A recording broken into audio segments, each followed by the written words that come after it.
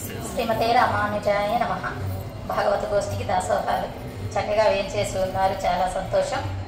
మనం ఈరోజు 8వ పాసురానికి అర్థాన్ని తెలుసుకోబోతున్నాము. నిజంగా అయితే ఇది మువ్వాయిరప్పటి వ్యాఖ్యానం, కానీ కోవెలలో మనకి ఎంత అవకాశం ఉంటే అంత మేర తెలుసుకునే ప్రయత్నం చేద్దాము. ముందుగా ప్రార్థన చేసుకుందాము. నీలా కాశ్యపాన్వయ సంజాతం నారాయణ పదాశ్రితం శ్రీమన్నారాయణం వందే యతీశ్వర శ్రియాజుషం శ్రీవత్సాన్వయ గోపకృష్ణ గురురాట్ పాదద్వయీషత్పదః ఆత్రేయాన్వయ వెంకటార్య వరలబ్ధా ద్రావిడామ్నయదీః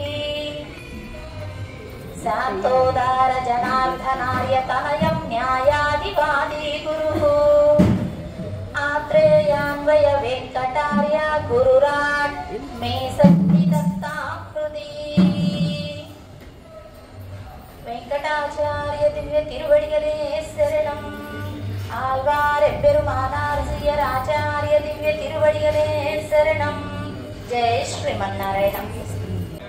నీలాతుంగస్తనగిరి తటి సుత్తముద్బోధ్య కృష్ణం పారాద్యం స్వం శృతిశిరసిద్ధమధ్యాపయంతి స్వోచిష్టాయాం ససిని గణితం యాభరాకృత్య భుంక్తే గోదా తస్యై నమ ఇదమిదం భూయ ఏవాస్తు భూయః అన్నవయల్ పుదువై ఆండాలరంగற்கு పన్ను తిరుప్పావై పల్పదియం இன்னிசையால் பாடி கொடுத்தால் நற்பாமாலை பூமாலை சூடி கொடுத்தாலை சொல்லு சூடி கொடுத்தா சுடர் கொடியே தொல்பாவை பாடி அருளவல்லா பல்வலையாய் நாடி நீ வேங்கடவர்க்கென்னை விதி என்ன இம்மாக்கம் நாம் கடவா வண்ணமே நல்கு. 5 పాసురాలలో వ్రతానికి కావలసినటువంటి విషయాన్ని, పొందే భాగ్యాన్ని, ఆటంకాలు వస్తే తొలగించేటటువంటి విషయాన్ని, పొందించేవాడు పరమాత్మ, ఇచ్చేవాడు పరమాత్మ, దానికి అందరూ కూడా సహకరిస్తారు అంటూ అనుగ్రహించింది. 6వ పాసురం నుంచి రోజుకు ఒక్కొక్క రోజు ఒక్కొక్క గోపబాలికను నిద్రలేపుతూ ఉన్నారు. ఆ విధంగా ఈరోజు 8వ పాసురం అంటే 3వ గోపబాలికను నిద్రలేపుతూ ఉన్నారు ఆండాల్ గోష్ఠి. ఒకసారి పాసురం సేవించుకుందాం. ఇక్కడ కూడా ఈ 3వ గోపబాలిక ఎటువంటిది అంటే పరమాత్మ వాల్యభ్యమును పొందినది, అంటే ప్రేమను పొంది ఉన్నదన్నమాట. ఇప్పుడు స్వామి ప్రేమగా ఉన్నారనుకో ఆమె అడిగింది ఇచ్చేస్తారు కదా, అటువంటి వాల్యభ్యాన్ని పొంది ఉన్నటువంటి అమ్మాయిని, ప్రత్యేకమైనటువంటి అమ్మాయిని నిద్రలేపుతున్నారు ఈరోజు. ముందుగా పాసురం సేవించుకుందాం.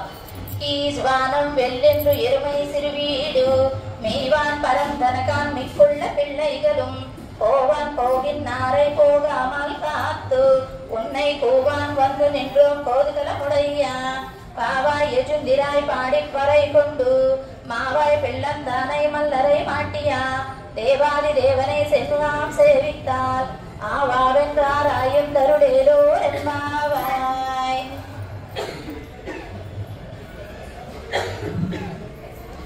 పదార్థం తెలుసుకుందామమ్మా. హీస్ అంటే తూర్పు దిశయందు, వానం ఆకాశంన, వెళ్ళెండ్రు తెల్లవారినది, తెల్ల బారినది. ఇక్కడ మనం అర్థంలో తెలుసుకుందాం, దానికి అర్థం. ఎరుమై గేదెలు, మేయివాన్ గడ్డిని మేయిచు, సిరువీడు చిన్న విడుకునకై విడిచినటువంటి, పరందనకాన్ వ్యాపించినవి, పోవాన్ పోవుటయే ప్రయోజనముగా, పోగిన్నారై పోవుచున్న మిక్కుళ్ళ పిల్లైగళం మిగిలిన పిల్లలందరూ పోకామల్ కాత్తు వెళ్ళకుండా అడ్డుగా ఉన్నై నిన్ను కూవాన్ పిలుచుటకై కోతుకుల ముడయ్యా వేడుక గల పాబాయ్ చిన్నపిల్ల ఎజుందిరాయ్ లెమ్ము పాడి అంటే కృష్ణ గుణాలను పాడి పరైకొండు నోము పరికరములను తీసుకొని మా అంటే అశ్వాసురుని ఎక్కి వాయ్ నోటిని పిడందానై చీల్చినట్టు మల్లరై చానూర ముష్టికులను మాటియా నిరసించిన దేవాది దేవనై దేవదేవుని నా మనము సెన్ను వెళ్ళి సేవిత్తాల్ సేవించినచో ఎన్నో అయ్యో అయ్యో మీరే వచ్చారా అని ఆరా ఎందు విచారించి మనకు కృప చేస్తారు పరమాత్మ అంటూ తెలియచెప్తున్నారు. ఏమిటట అంటే కీజ్వానం వెళ్ళిండ్రు తూర్పు తెల్లవారినది. ఎలా సూచిక చెప్తున్నారు అమ్మాయి నిద్ర లేపటానికి? మన తూర్పు తెల్లవారింది, మీరు ఇంకా లెగవండి అని నిద్ర లేపుతూ ఉన్నారు. అప్పుడు బయట గోపికలు ఈ విషయాన్ని చెప్పారు. లోపల గోపిక అంటుందో తూర్పు తెల్లవారలేదు, ఏమీ లేదు, మీరు చక్కగా ఆభరణాలు ధరించి ఎప్పుడు కృష్ణనామాన్ని పలుకుతూ ముఖం తేజవంతంగా ఉంది కదా, సూర్యుడు తూర్పున ఉదయిస్తాడు. అయితే మనకు పూర్వుల నుంచి కూడా ఏమని చెప్తాము? తూర్పు తిరిగి దండం పెట్టటము, సూర్య భగవానుడికి అర్ఘ్యపాద్యాలు సమర్పించటము, ఇవన్నీ చెప్తారు కదా. అలాగే మీరు కూడా తూర్పు దిశకు తిరిగి ఉంటారు. మీ చంద్రముఖం వంటి ఆ ముఖ తేజస్సు, మీ ధరించిన ఆభరణాల వల్ల ఆ తూర్పు తెల్లవారినది, అంతేకాని తెల్లవారలేదు అని ఆ లోపల ఉన్నటువంటి గోపబాలిక చెప్పింది. అయితే అది మీ భ్రమ అంటుంది లోపల ఉన్నటువంటి గోపబాలిక. ఎందుకు భ్రమ అని చెప్పింది అంటే, ఒక వస్తువుకు దానికి ఉండేటటువంటి గుణాన్ని కాకుండా చెప్తే, ఇప్పుడు పంచదార ఉందనుకోండి, దాని గుణం ఏమిటి? తీయగా ఉంటుంది, నీళ్ళల్లో వేస్తే కరిగిపోతుంది, ఇలా గుణం కలిగి ఉన్నది. ఆ గుణం కాకుండా వేరేది చెప్తే అది ఏం చెప్తారు? అన్యదా జ్ఞానం అంటారనమాట.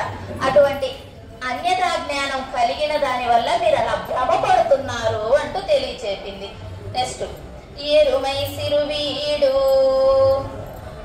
గేదెలు చిన్న చిన్న అంటే గడ్డిపై మంచు కురుస్తుంది.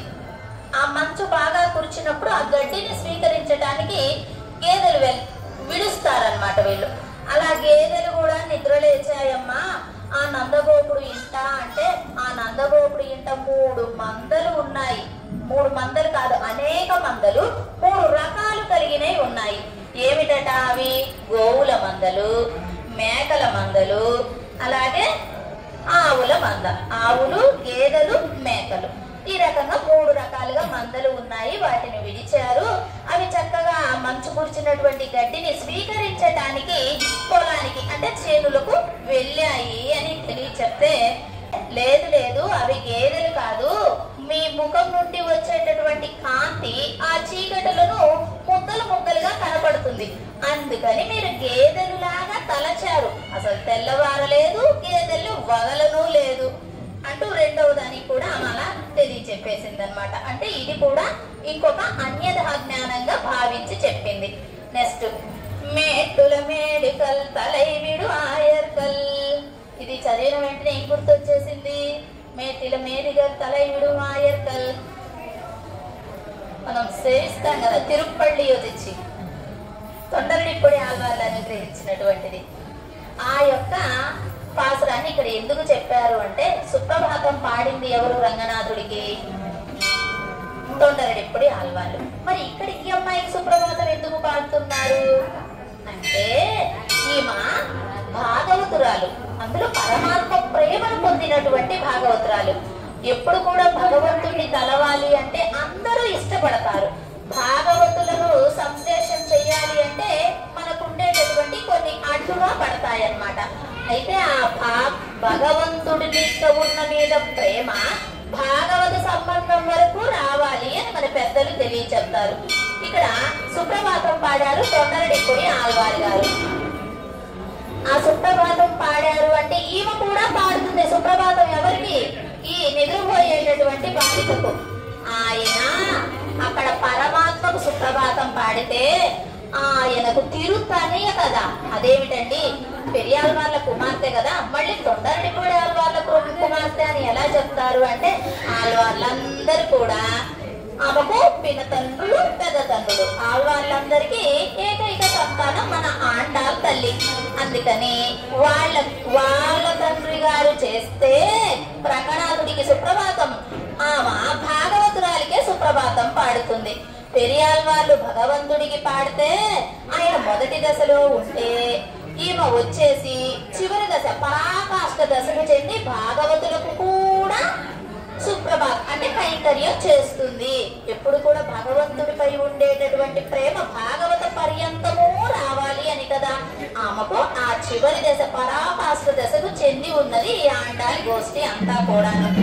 అలా ఈ ఆండాల్ తల్లి ఆ వంశానికి చెందింది కాబట్టి అంత ప్రాముఖ్యత ఉన్నది అని తెలియపరుస్తున్నారు. నెక్స్ట్, మేము భ్రమపడిన వారమే అమ్మ. నువ్వు చెప్తున్నావుగా మీరు భ్రమపడ్డారు అన్యదా జ్ఞానం అని. మేము భ్రమపడినటువంటి వారమే. నీవు తెల్లవారలేదని ఎరిగితివి ఎట్లా అంటే 5 లక్షల గుడిసెల్లో ఉండేటటువంటి పిల్లలందరూ కూడా వచ్చారా? నన్ను నిలబెడుతున్నామంటున్నారు కదా.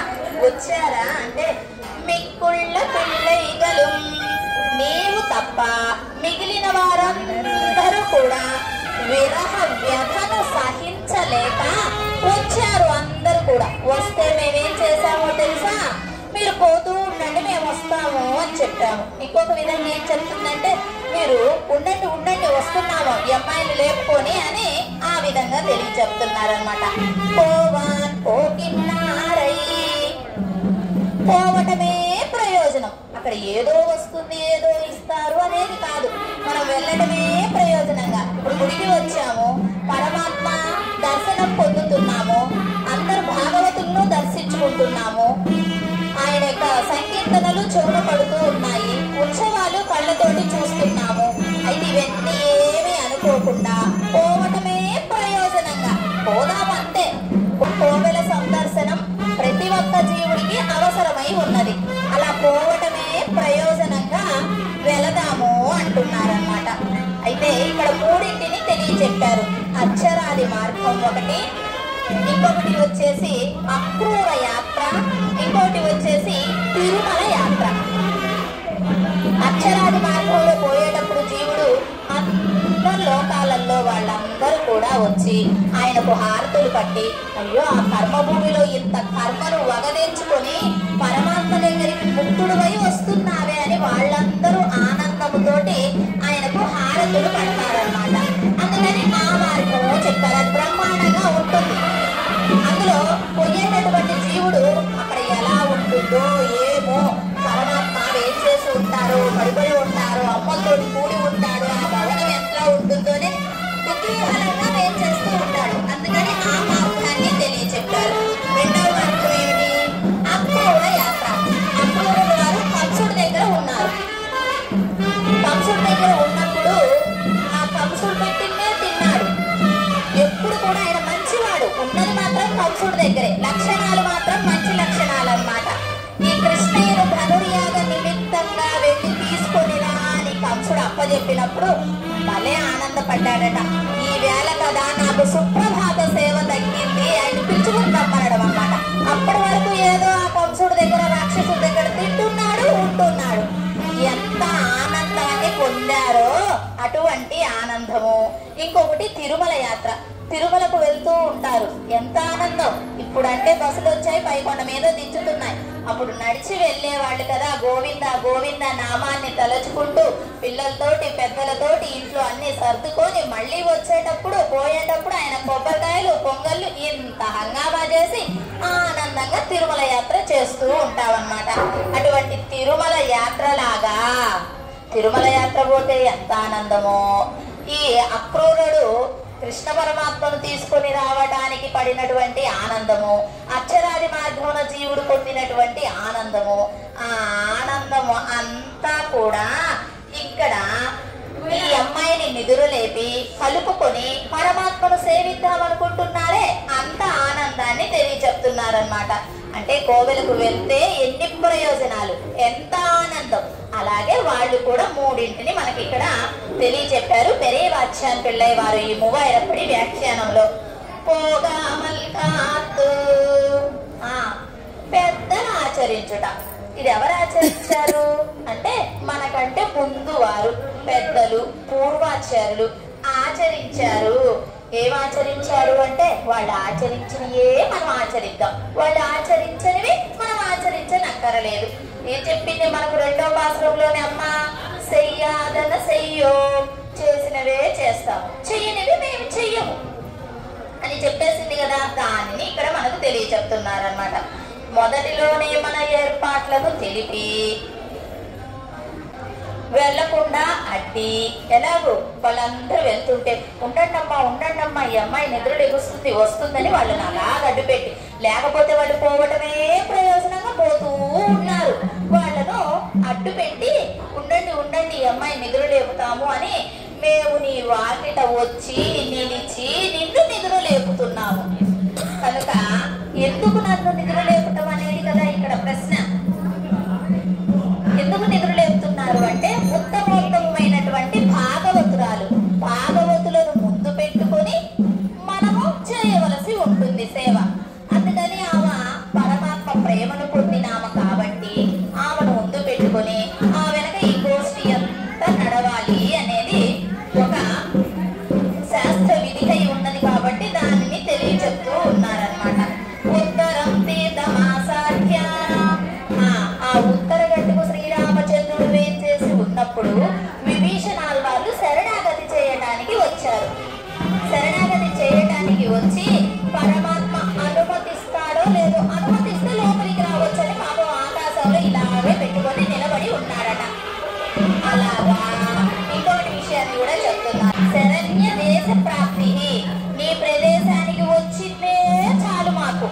అంటే ఆ ప్రదేశం అంత గొప్పది, మనకు ఆడ జరుగుద్దా జరగదా వస్తుందా రాదా ఫలం కాదు, అక్కడికి రావటమే ఫలం. ఇప్పుడు కోవెలకు వచ్చాము, ఎలాగూ రావటమే భోగ్యం అంతే. అలాగా మేము వచ్చి వేంచేసి ఎదురు చూస్తున్నామమ్మా. శ్రీరామచంద్రుడు అనుమతి కోసం విభీషణాల్ వాళ్ళు ఎలాగైతే ఆకాశంలో నిలబడి ఎదురు చూశారో ఆ విధంగా నీ ఇంటి వాకిట నిలబడి నువ్వెప్పుడు నిద్ర లేచి వస్తావా అని మేము ఎదురు చూస్తూ ఉన్నాము అన్నట్లుగా తెలియచెప్తున్నారు. అయితే అప్పుడు ఈ లోపల బాలిక అనిందట, అదేమిటి కృష్ణుడిని సేవించటంలో అందరము సమానమే కదా, అందరూ సమానమై ఉన్నప్పుడు మీరేమిటి నన్ను ప్రత్యేకించి చెబుతూ ఉన్నారే ఎందుకు అని ఆమె ప్రశ్న వేసింది. అందరం ఒకే ఆపేక్ష కలిగి ఉన్నాము పరమాత్మకు, అందరము ఒకటై ఉన్నప్పుడు నన్నెందుకు ప్రత్యేకంగా నిద్ర లేపుతున్నారు, నన్నెందుకు ప్రత్యేకమైన దానిలా చూస్తున్నారు? ఇప్పుడు నువ్వు వస్తే నేను వెళ్తామన్నప్పుడు అదే కదా భావన. అంటే దానికి చెప్తున్నారు కుతూహలం. ఏమిటది? కోటుకలముడయ్య పావాయ్, ఆయన కుతూహలాన్ని నువ్వు పొంది ఉన్నావు, నీ కుతూహలాన్ని అంటే నీ ప్రేమను ఆయన పొంది ఉన్నాడు. అటువంటి కుతూహలాన్ని పొంది ఉన్నావు కనుక అమ్మ నిన్ను వెంట పెట్టుకొని పోతే మా పనులన్నీ అవుతాయి. మనకు బాగా క్యూ ఉందనుకో, ఎక్కువగా ఉందనుకో, మనకి ఎవరైనా తెలిసిన వాళ్ళు ఉన్నారనుకో, తెలిసిన వాళ్ళు ఉన్నప్పుడు ఏం జరుగుతుంది, వాళ్ళను మనల్ని పట్టుకొని ముందుకు తీసుకొచ్చి దర్శనానికి తీసుకెళ్ళిపోతారు కదా. అలాగా ఇక్కడ కూడా నువ్వు తెలిసిన దాని ఉన్నావనుకోమ్మా, నీ వెంట మేమందరం వచ్చి కృష్ణయ్య ప్రేమకు మేము కూడా పాత్రులమవుతాము కనుక నువ్వు వేంచేయి, నీ తరువాత మేము వస్తాము అంటూ ఇక్కడ ఆమెను కొనియాడి నిద్ర లేపుతూ ఉన్నారు. ఎలాంటి నిద్ర అంటే ఆమె కృష్ణానుభవంలోనే నిద్రపోతూ ఉన్నది. ఎలా ఆమెను కొనియాడుతున్నారు అంటే, అమ్మ కృష్ణయ్యకు 16,000 మంది గోపికలు ఉన్నారు, కానీ అష్టమ భార్యలంటూ 8 మందే ఉన్నారు కదా. అలాగే వాళ్ళల్లో కూడా ఆయన ప్రీతికి పాత్రులైనటువంటి రుక్మిణీదేవి భక్తి, మరియు ప్రత్యేకమైనటువంటిది సత్యభామ. ఆమె తన్నిందో తన్నించుకున్నాడో తెలీదు, ఆమంటే ప్రత్యేకమైన ప్రేమ, స్వామికి ఆమె మీద ప్రేమ, ఆమె స్వామి మీద ప్రేమ. అటువంటి దానవు నువ్వు కూడా ప్రత్యేకమైనటువంటి ప్రేమ కలిగి ఉన్న దానవు అంటూ తెలియపరుస్తూ ఉన్నారన్నమాట. అలాగా బాబాయ్ చిన్నపిల్ల, ప్రత్యేకమైన ప్రేమను పొందినటువంటి చిన్నపిల్ల లేచిరా అమ్మా.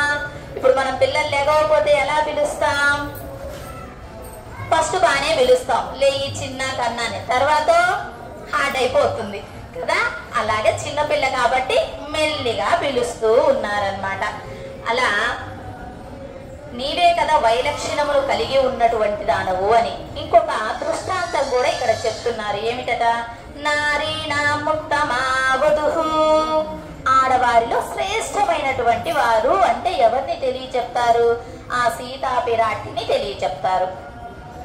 ఎందుకు అలా తెలియచెప్తున్నారు అంటే సీతా పిరాటి ఆయనకే పరతంత్రురాలై ఉన్నది, రామచంద్రుడికే. ఇప్పుడు ఒక స్త్రీ పురుషుణ్ణి వివాహం చేసుకుంది అంటే ఆయనకే పరతంత్రురాలై ఉంటుంది. అప్పుడు ఆమెని ఉపాధి అన్నారు. ఇక్కడ ఈమెకేం చెప్తున్నారు? పారతంత్ర్యము కలిగి ఉన్నది. ఎటువంటి పారతంత్ర్యం కలిగి ఉన్నది? పరమాత్మకే చెందినటువంటి పారతంత్ర్యం కలిగి ఉన్నది. సీతా పిరాటి లాగా.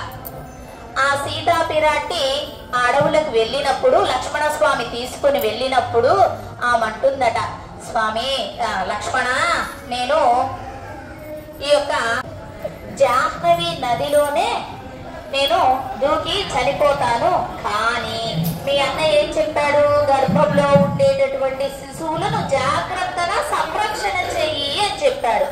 అందుకని నేను ఆయనకు పరతంత్రురాలిని కనుక ఆయన చెప్పినట్లుగానే వింటున్నాను. ఇంకొక ఉపమానం చెప్తారు. అగ్ని ప్రవేశం చేసినప్పుడు కూడా నేను ఆయనకే చెందిన దానిని అనేటప్పటికీ ఆ అగ్ని ఓడి అయి ఆమెను స్వీకరించింది. అలాగా ఆమె రెండు ఉపమానాలు చెప్తూ, అలాగ నువ్వు కూడా పరతంత్రురాలివమ్మ స్వామికి, నువ్వు అలా పరతంత్రురాలవు కనుకనే మా గోష్ఠికి ముందు ఉండి నడిపించాలి కనుక నువ్వు నిద్ర లేచిరామ్మా అంటూ వీళ్ళు రెండు దృష్టాంతాలను కూడా తెలియచెప్పారనమాట. ఇప్పుడు ఆ విధంగా మనకు తెలిసిన వాళ్ళు ఉన్నారనుకోండి, మనకు పనులన్నీ సులభమైపోతాయి. అవి లౌకికమైనవైనా పరంలోకి సంబంధించినవైనా. ఇలాగా ఈ గోష్ఠిని ముందు పెట్టుకొని ఆమెను ముందు పెట్టుకొని ఈ గోష్ఠి ఇలా నడుస్తూ ఉన్నది.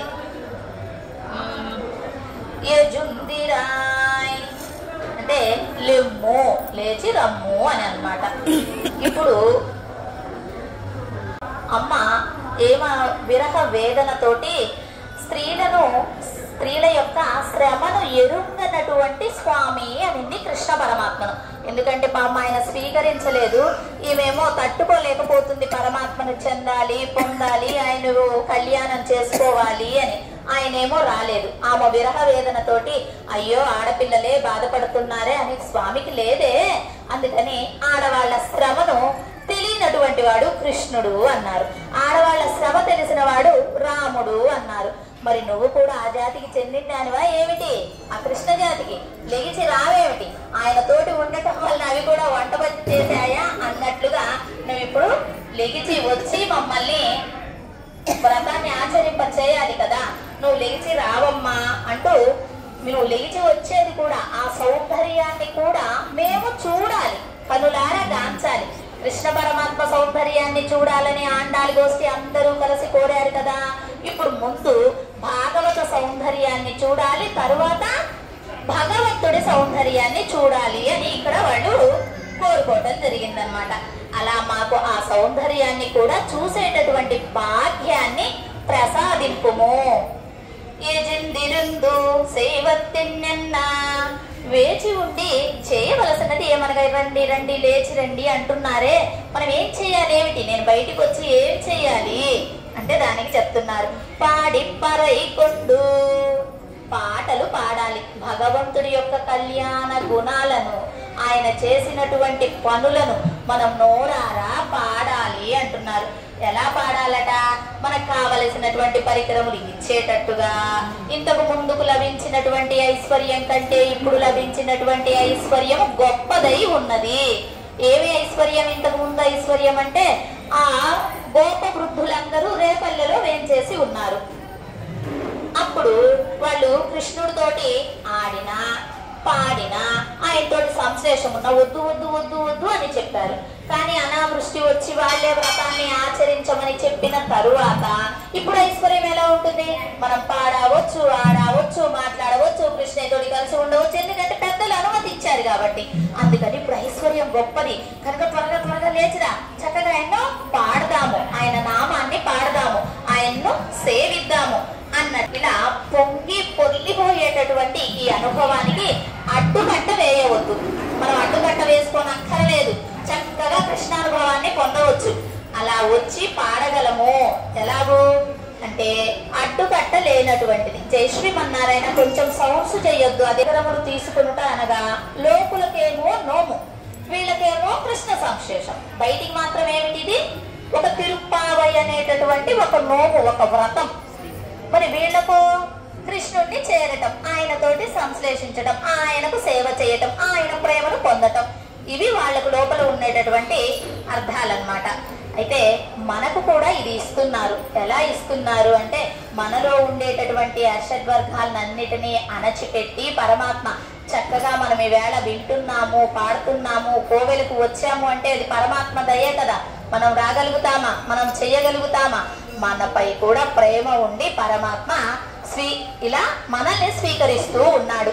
అలాగా ఆమె చెప్పింది ఆండాల్ తల్లి అంటే పాడాలి, ఆడాలి, నామం చెయ్యాలి అని మనందరినీ అందరినీ, ఆమె ఎవరికో అక్కడ ఉండేటటువంటి వాళ్ళ అందరి కాదు, మనందరికీ కూడా తెలియచెప్పింది. కృష్ణయ్య మీద పాడాలి, ఆయన నామాన్ని తలవాలి, ఆయన సంకీర్తన గానం చేయాలి, ఆయన కళ్యాణ గుణాలను అనుభవించాలి అని మనందరికీ కూడా తెలియచెప్తూ ఉన్నదన్నమాట అమ్మ. మావాయ్ పిల్లందానై ఏం చెప్తున్నారు? శ్రీకృష్ణుని ఏం పాడాలి ఏమిటి అని అడిగింది కదా. శ్రీకృష్ణుని వీర చరిత్రలను పాడుదాము. ఆయన చేసి ఉన్నాడు కదా, ఎంతమందినో సంహరించాడు. పాపం పుట్టిన 6 రోజులకే పూతన సంహారం, తర్వాత శకటాసుర సంహారం, ఇంకా ఎన్నో సంహారాలు, కపిత్త, వత్సాసుర, భంజన, ఇలాగ ఎన్ని, కంసుణ్ణి, కువలయ పీడనం, ఇవన్నీ చాలా చేసి ఉన్నాడు. మల్లుల్ని సంహరించడం, ఇలా ఆయన ఎన్నో చేసి ఉన్నాడు. అవన్నీ చక్కగా పాడవచ్చు. కానీ ఇక్కడ ఏం చెప్తున్నారు అంటే మావాయ పిల్లందానై ఆ అశ్వాసురుని యొక్క నోటిని చీల్చినటువంటి పరమాత్మను పాడుదాము. అశ్వాసుడు అంటే గుర్రం రూపంలో వచ్చినటువంటి రాక్షసుడు అన్నమాట. ఆ గుర్రం నోటిని ఇలా పట్టి చీల్చివేసి సంహరించాడు. మరి అటువంటి కళ్యాణ గుణాలు కలిగినటువంటి పరమాత్మను పాడుదాము అన్నారు. ఇంకొకటి, మన కొరకై కేసి అనేటటువంటి రాక్షసుని సంహరించాడు. అదేమిటండి మన కొరకై సంహరించారు అని చెప్పటంలో అర్థం అంటే ఆయన కేసి అనేటటువంటి రాక్షసుని సంహరించాడు. అలా సంహరించి వారి నోటన ఆయన పడకుండా తనను తాను రక్షించుకొని మనకు వినియోగపడటానికి, మరి తనకు తాను రక్షించుకొని మనకిచ్చాడు కదా పరమాత్మ, లేకపోతే మనం ఎవరిని తలవాలి? కనుక తనను తాను రక్షించుకొని మనకు అందించినటువంటి పరమాత్మను మనం పాడాలి. అసలు ఎట్లా చెప్పగలుగుతామండి ఆ మాట? ఎంత వైభవంగా అమ్మ దానిలో నిమగ్నమైపోయి ఉన్నది కాబట్టి చెప్పగలిగింది. కానీ తనను తాను రక్షించుకొని మనకిచ్చిన వాడట, అటువంటి పరమాత్మను పాడుదాము అంటూ తెలియజెప్తున్నారు. ఇలా పాడుతూ ఉంటే ఉపద్రవం లాగా రావాలి. అది వీర పురుషుణ్ణి పాడగలగటం ఎలా ఉండాలి? ఏదో సన్నగా కాదు, గట్టిగా పాడేద్దాం. ఇప్పుడు ఎందుకంటే అన్ని హక్కులు వచ్చేసినాయి, పెద్దలు ఒప్పుకున్నారు కాబట్టి మనం గట్టిగా సేవిద్దాము. మల్లరై మాటియా, మల్లులను జయించినటువంటి పరమాత్మ అని పాడుదాము. ఫస్ట్ ఏమిటి?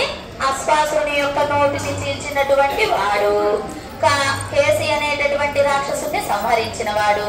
మల్లరై మాటియా, ఆ మల్లులు ఎలా ఉంటారు? బలంగా ఉంటారు, కండలు తిరిగి ఉంటారు. అటువంటి వారిని కూడా నువ్వు జయించావు కదా, కనుక అటువంటి మల్లులను సంహరించిన వాడా అని పాడి ఆ 3 విషయాలను చెప్పి తనను తాను రక్షించుకొని మనకిచ్చినటువంటి పరమాత్మ అంటూ మనకి ఇక్కడ తెలియజెప్తున్నారు. నెక్స్ట్, దేవాది దేవనై, దేవాది దేవుడు పరమాత్మ. జాతోసి అంటే పుట్టుక, జాయమానో బహుత్త విజాయతే, అసలు పుట్టుకే లేనటువంటి వాడు. ఆయనకు పుట్టనవసరం లే, ఆయన ఏం కర్మలు బాకీ లేడు, ఇక్కడికి వచ్చి తీర్చుకోవాల్సిన అవసరం లేదు, జన్మలు ఎత్తవలసిన అవసరం లేదు, కర్మలు లేవు, ఏమీ లేకపోయినప్పటికీ వచ్చి పుట్టాడు అని దేవకి చెప్పినట్లు అజ్ఞాన శూన్యులకు నిత్యసూరులకు ప్రభువై ఉన్న వాణిని. ఎవరు నిత్యసూరుడు? వాళ్ళకి అజ్ఞానం లేదు కదా.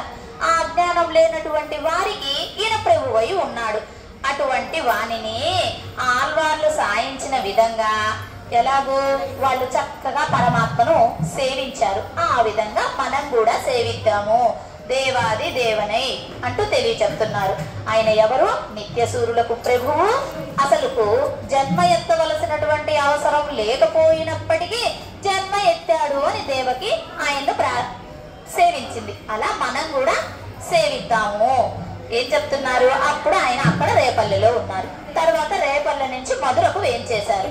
మధురకు వేంచేసినప్పుడు ఆయన తోటి విశ్లేషణ భరించలేకపోతున్నారు రేపల్లె గోపికలు. ఏం చేస్తున్నారట? అప్పుడు మానసికంగా వాళ్ళు అనుకుంటున్నారట, అయ్యో మనం ఉన్నదేమో రేపల్లె అంటే పల్లె, మధుర ఏమో పట్టణం, ఇక్కడ మనమేమో గోపబాలికలు, ఏదో లంగా ఓనీలు వేసుకుంటాము, వాళ్ళేమో నైస్ గా ఉంటారు మధుర పట్టణంలో, మన మాట ఏమో మొరటుగా ఉంటుంది, పట్టణ వాసులదేమో మాట నైస్ గా ఉంటుంది. మరి అక్కడ ఆడపిల్లల్ని చూచి ఆయన మనల్ని మర్చిపోతాడో లేకపోతే మళ్ళా రేపల్లెకు వస్తాడో అని వీళ్ళ అంతర్గత సందేహం అన్నమాట.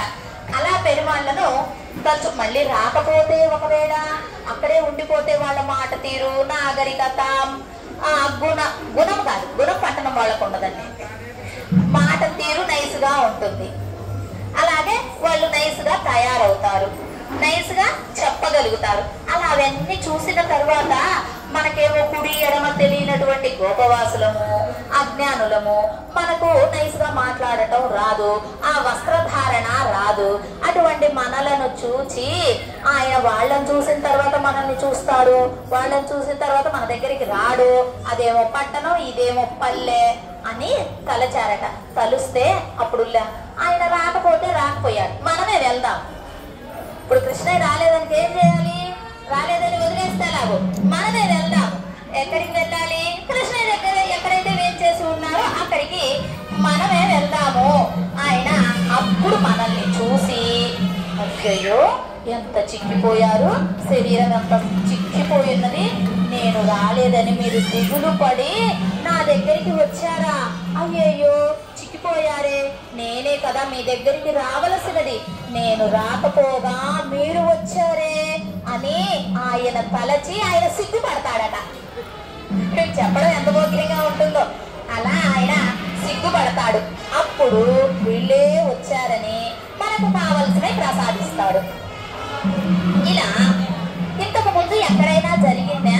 ఈమె ఏమైనా చెబుతున్నదా? ఏమైనా దృష్టాంతం ఉన్నదా అంటే దృష్టాంతం కూడా ఉన్నది. శ్రీరామచంద్రుడు వేంచేసి ఉన్న కాలంలో ఋషులు వచ్చి రామచంద్రుడిని ప్రార్థన చేశారు. ఏమని ప్రార్థన చేశారట? స్వామి మమ్మల్ని తపస్సు చేసుకొనివ్వట్లేదు, యజ్ఞాలు ఆచరించనివ్వట్లేదు, ఏమి జపాలు ఆచరించలేకపోతున్నాము, ధ్యానము చెయ్యలేకపోతున్నాము స్వామి, ఆ రాక్షసులు మమ్మల్ని పట్టి పీకి కొరికి గీతి హింసలు పెడుతున్నారు స్వామి అని ఆయన దగ్గర విన్నవించుకున్నారు ఋషులు. అప్పుడు రామచంద్రుడు అన్నాడట, అయ్యయ్యో మీరు వచ్చి విన్నవించుకునేదాకా నేను ఉన్నానే, నేను కదా ముందు వచ్చి మీకు కావలసినది ఏమిటో, రక్షణ చేయవలసినది ఏమిటో చేయవలసినది నేను కదా, మీరు వచ్చి నన్ను అడిగేదాకా నేను రాలేకపోతేనే అని ఆయన బాధపడ్డాడు రామ అవతారంలో. ఇంకొక దృష్టాంతాన్ని తెలియచెప్తున్నారు. గుహుడు చెప్పు పర్లా చక్కగా నువ్వు వస్తే చక్కగా నోట్స్ అయ్యి రేపు ఈరోజు పాత్ర ఏంటని అడిగితే రేపు టకటకటకా చెప్పేయాలి. అలా గుహుడు కూడా ఏదో 4 అడుగులు ఎదురు వచ్చి రామచంద్రుడి దగ్గరికి వస్తే, గుహ నా దగ్గరికి వచ్చావా? అయ్యో నేనే కదా నీ దగ్గరికి రావాల్సింది. ఆయన ఏదో 4 అడుగులు వేసిన వెంటనే ఇదంతా ఓయబ్బా నా దగ్గరికి వచ్చేసావే, నేను నీ దగ్గరికి రావాల్సినటువంటి వాడనే అని అలా తలచాడట ఆ రామచంద్రుడు. అలా నీ విషయంలో కూడా, అంటే మన విషయంలో ఇప్పుడు అందరు గోష్ఠి అయ్యారు కదా, ఆ గోష్ఠి విషయంలో కూడా పరమాత్మ అలా తలుస్తాడు. తలచి ఆయన కటాక్షానికి వారు మనమున్న చోటికే వచ్చారు అంటే వారికి గడవకనే కదా ఇంత దూరం వచ్చి నన్ను ప్రార్థన చేస్తున్నారని తలచి మనకు కావలసిన ఇచ్చి మనల్ని రక్షించేటటువంటి వాడు అంటూ ఈ పాసురంలో మనకు తెలియచెప్తారు. అలా ఆయన కటాక్షానికి కారణమైనటువంటి నీవు నిదుర లేవవలసి ఉన్నది. అది ఆయన కటాక్షం మనందరము పొందాలి అంటే నీవు నిదుర లేవవలసి ఉన్నది. నువ్వు నిద్ర లేకపోతే ఇంత కటాక్షం మా అందరికీ దక్కదమ్మా. భాగవతోత్తమురాలివి, పూర్వంగా తెలియపరిచేటటువంటి దానివి, ముందు ఉండి నడిపించేటటువంటి దానివి, కలిగి ఉన్నదానివి, అంటే పరమాత్మ ప్రేమను పొందినటువంటి దానివి. అటువంటి భాగవతోత్తమురాలివి ముందు ఉంచి నడిపించాలి కాబట్టి నువ్వు లేచిరా అంటే ఇప్పటి వరకు జరిగింది. ఇంతసేపు కథ జరిగింది. ఏం జరిగింది? ఆమెను నిధులు లేపుతూ వీళ్ళు ఆమె లోపల ఉండి వీళ్ళ యొక్క మాటలకు సమాధాన పరుస్తూ అలా ఆమెను నిద్ర లేచి రమ్మని తెలియచెప్పారనమాట. అలా ఈ రోజు వచ్చేసి నామం ఏమిటి? ఏం నామం వచ్చింది ఇందులో మనకు? ఇప్పుడు చెప్పుకున్నాం కదా, ఆయన నామం దేవాది దేవ వచ్చేసింది కదా.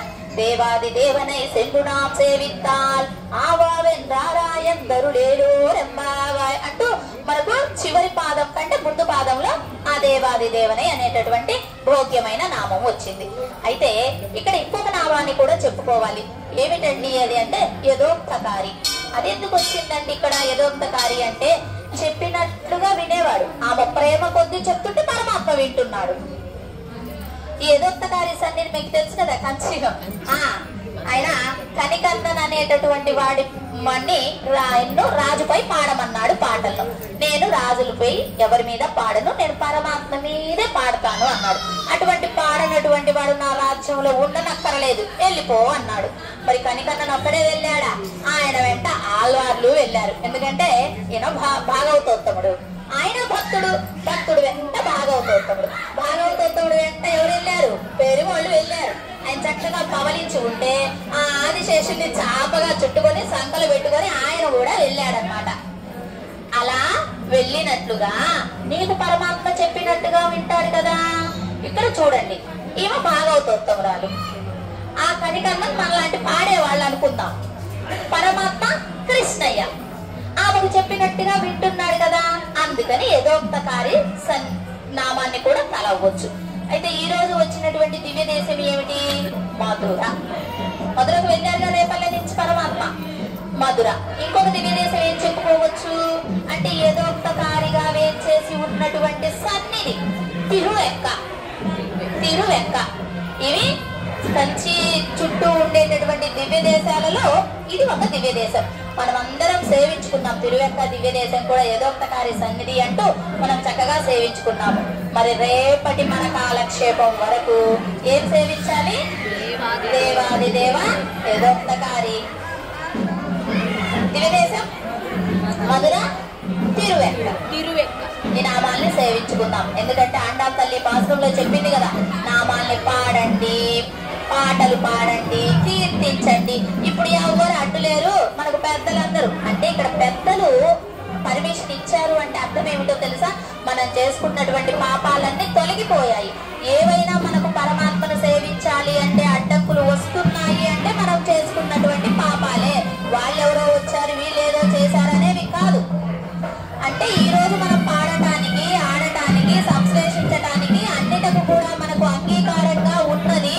అంటే అర్థం ఏమిటి? మన పాపాలు తొలగించేవాడు పరమాత్మ. అలా తొలగించాడు, కటాక్షించాడు. అందుకని అందరినీ పాడమంటూ మనకు గౌడమ్మ చక్కగా ఆ పరమాత్మ యొక్క కళ్యాణ గుణాలను తలుస్తూ, ఆయన చేసినటువంటి అసుర సంహారాలను తలుచుకుంటూ, తనను తాను కాపాడుకొని మనకిచ్చినటువంటి వైభవాన్ని తలుచుకుంటూ, ఆయనపై ప్రేమ ఉంటే వాళ్ళకి కావలసినది ఇస్తాడు, ఆయనే వస్తాడు, ఆయనే రక్షిస్తాడు అంటూ భోగ్యంగా అనుగ్రహించింది ఈ పాశ్రంలో.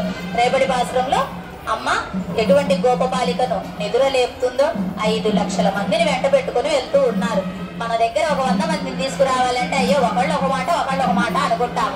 కానీ ఆండాల్ తల్లి 5 లక్షల మందిని వెంట తీసుకొని భోగ్యంగా వ్రతాన్ని ఆచరింపచేస్తుంది. మళ్ళీ వాళ్ళకి అన్ని కూడా ఎటువంటి వాళ్ళు సమానమైనటువంటి జ్ఞానులు, ఎవరు తక్కువైన వాళ్ళు కాదు. అదే కదా ఆండాల్ తల్లి చెప్పింది, నన్నెందుకు నిద్ర లేపుతున్నారు, నన్నెందుకు ప్రత్యేకంగా తలుస్తున్నారు అంటే అందరూ కూడా సమానమైనటువంటి జ్ఞానము కలిగి ఉన్నప్పటికీ భోగ్యంగా అందరూ కలుపుకొని వెళ్ళాలి. ఒక్క భాగవతాలు పోస్టులు తక్కువైందనుకో అది నొప్పదట. భాగవతులందరినీ కలుపుకొని వెళ్ళాలి. భాగవతురాలు వస్తానన్నటువంటి శ్రద్ధ కలిగినటువంటి ఒక్క భాగవతురాలను కూడా విడువనే కూడదు. కలుపుని గోష్ఠిగానే సేవించాలి. అది ఎందుకు అలా చెప్పిందంటే మనలో ఉండేటటువంటి స్వార్థాలు, నేను నాది అనేటటువంటి ఇవన్నీ కూడా నశించిపోవాలి. పక్కన వాళ్ళని పక్క వాళ్ళని కలుపుకోవాలంటే కొన్ని ఈగోస్ ఉంటాయి. ఇవన్నీ కూడా పనికి రావు. అందరూ భగవంతుడికి సమానమే, అందరూ కలిసి సేవ చేయవలసిన వారే అంటూ భోగ్యంగా మనకి ఈ పాశ్రంలో అందజేసింది. రేపటి వరకు 2 నామాలు, 2 దివ్య దేశాలు. ఏమేమిటి అవి?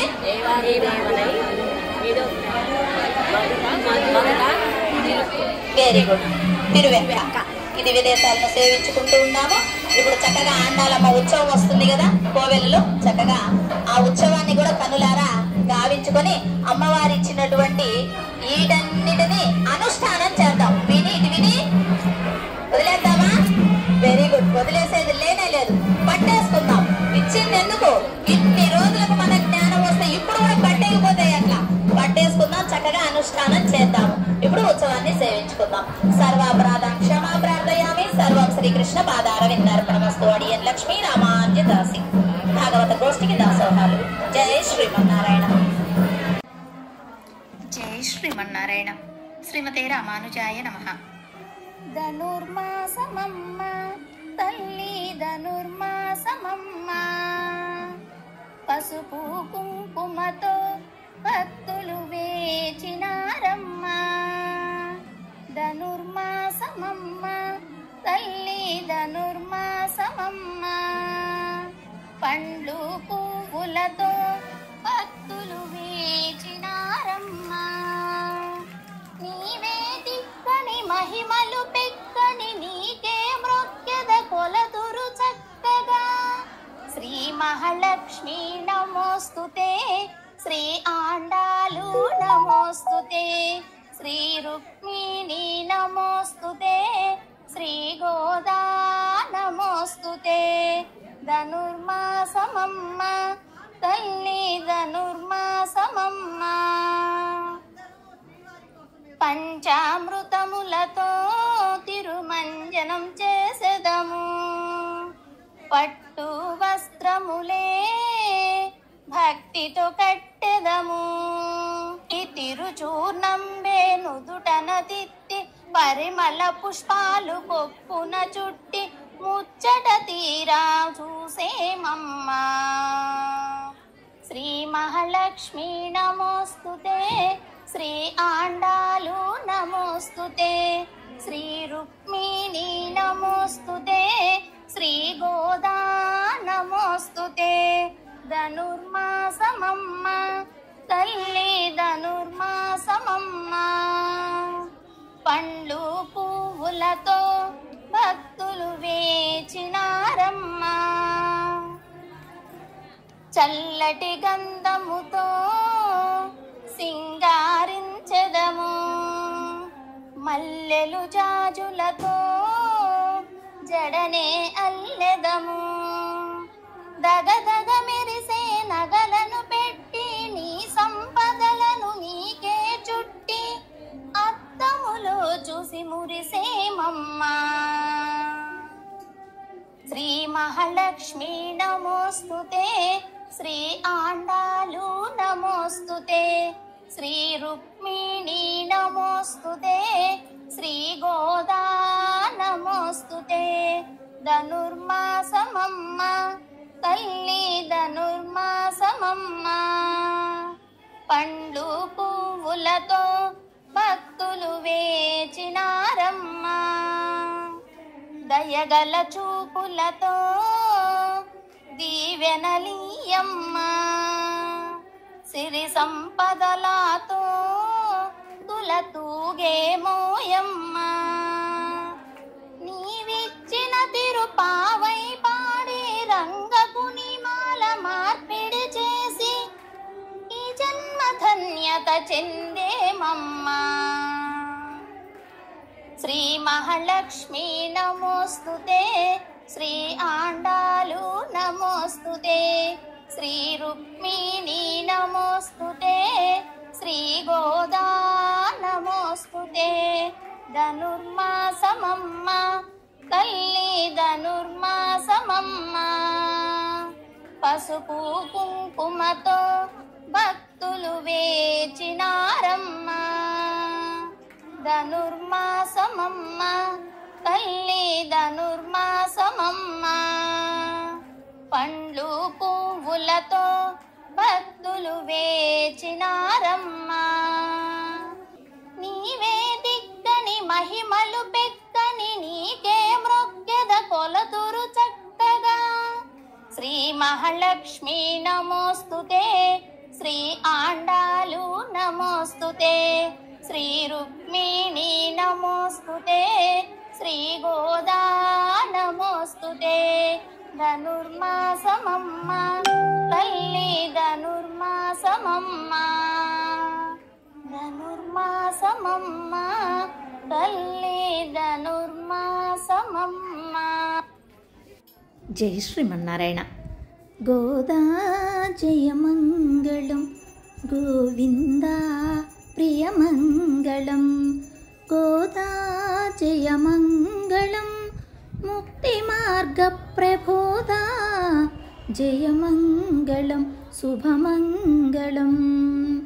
వనపాలికవై ఉదయించి వనమాలిక నీవు ధరించి, వనితలితో వ్రతమునరించి వనజనాభు హృది నలరించిన వనమాలిని నీ వనమాలికతో జయించి వరించి తరించినావు. గోదా జయమంగళం, గోవిందా ప్రియమంగళం. గోదా జయమంగళం, ముక్తి మార్గ ప్రబోధా జయమంగళం ప్రియమంగళం. ఆల్వారుల ప్రేమ కదంబం, ఆచార్యుల సూక్తి సుగంధం, శుభగీతికలల్లితివమ్మ, సుకరవమున పలికితిమమ్మ.